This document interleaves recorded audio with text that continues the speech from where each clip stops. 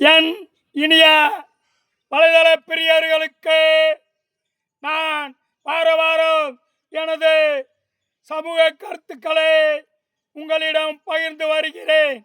அந்த வகையில் இந்த வாரமும் உங்களுக்கான கருத்துக்களை 5 தலைப்புகளில் எழுதி வந்துள்ளேன். 736வது படைப்பு. தலைப்பு: தொட்டுவிடு வெற்றியின் உச்சத்தை. சூழும் சூழ்ச்சியை புரிந்து கொண்டால் சூழ்ச்சிகளை முறியடிக்கலாம் தெம்பா. பேராசைக்குள் போய் மாட்டாதே வம்பா.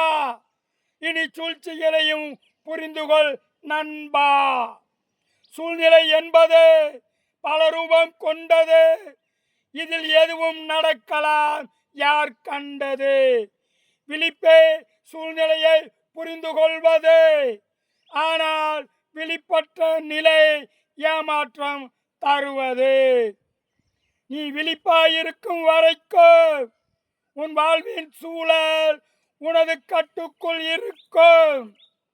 உனது விழிப்பு தவறினால் வாழ்வின் சூழல் விஸ்வரூபம் எடுக்கும்.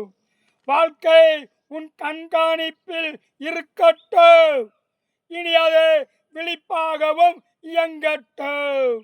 விழிப்பாய் செல்லும் எதையோ ஏமாற்றம் நெருங்க அஞ்சும்.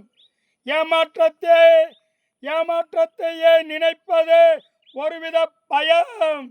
ஆனால் பயம் தொடர்ந்தால் தோல்வி நிச்சயம். தவிர்த்துவிடு தோல்வியின் பயத்தை. இனி தொட்டுவிடு வெற்றியின் உச்சத்தை.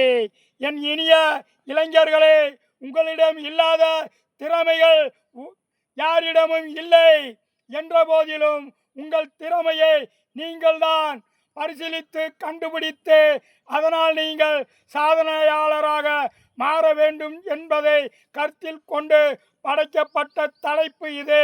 பார்க்கும் விழிகளுக்கும் கேட்கும் செவிகளுக்கும் நன்றி.